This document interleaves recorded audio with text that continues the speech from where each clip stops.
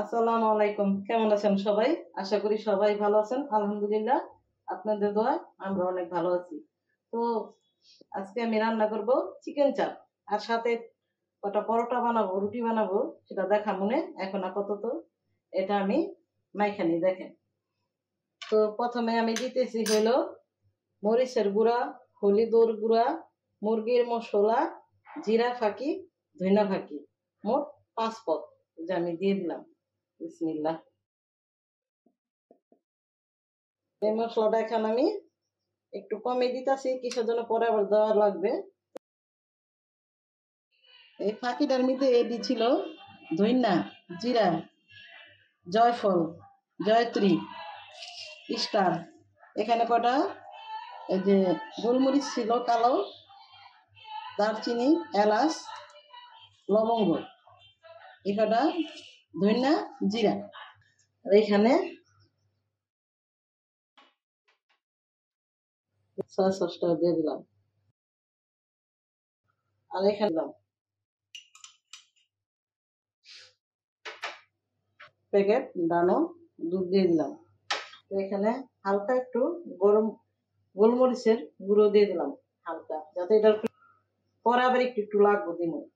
এটা chilli flakes দিয়ে দিলাম।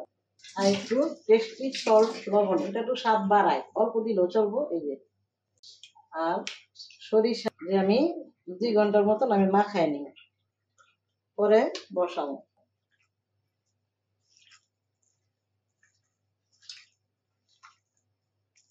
যাতে সবটার সাথে মশলাটা মাখে।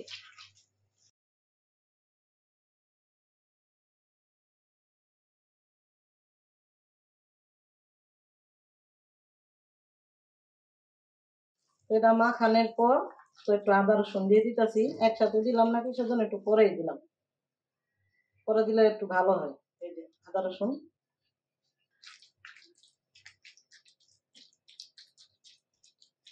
তো হয়ে গেল আমার মাখানো। 2 ঘন্টা পরে আবার আসতেছি। বিসমিল্লাহ। 2 ঘন্টা পরে আসলাম। তো জালটা ধরাই দিলাম, তেলটা দিয়ে দিলাম। তেলটার মধ্যে আমি 3টা তেজপাতা দিলাম। তো রসুন পিস করছিলাম দিয়ে দিলাম। আদা পিস করে কাটা দিয়ে দিলাম। বাদামি কালার করে নিই। এটা বেশি বাদামি কালার করা তো লাগবো না, কিসের জন্য ঘ্রাণটা একটা যে আছে এটা ঠিক যাতে থাকে। পেঁয়াজটা দিয়ে দিলাম।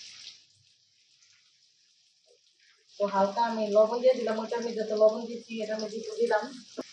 আর একটু পেঁয়াজ দিয়ে দিলাম।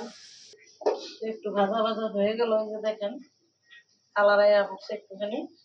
তো এর মধ্যে আমি এখন মেরিনেট করা মাংসটা দিয়ে দিতেছি। বিসমিল্লাহ।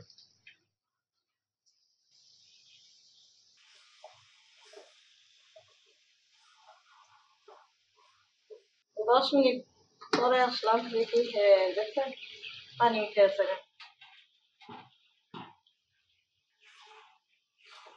সুন্দর একটা ঘ্রাণ বেরিয়েছে, অনেক সুন্দর একটা ঘ্রাণ বেরিয়েছে। যে মশলাটা আমি মাংসটা ম্যারিনেট করছিলাম সেটা আমি ধুয়ে একটু পানি দিয়ে দিতেছি। আর একটু আমি টক দই আর একটু বাদাম বাটা 1 চামচ দিয়ে দিলাম। হালকা একটু চিনি দিয়ে দিলাম। তো আমি এখন একটু নাড়াতে দিতেছি।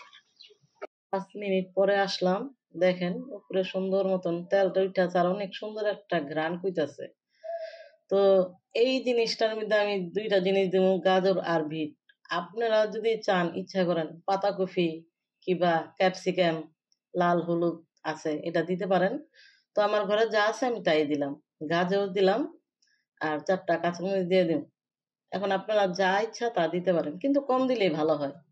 এই যে দিয়ে দিলাম, এখন একটু লাড়া দিয়ে দিতেছি, হালকা সিদ্ধ করুন।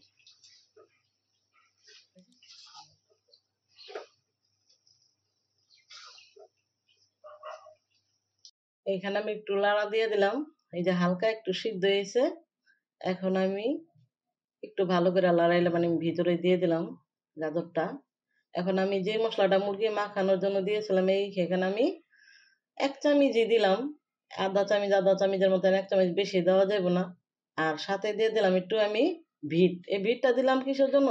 যাতে কালারটা একটু সুন্দর আসে। আর ভিট মুরগিতে দিলে অনেক ভালো হয়। অনেক স্বাদ লাগে। দিয়ে দেখেন আপনারা। তো এখানে আমার মুরগি রান্নাটা শেষ।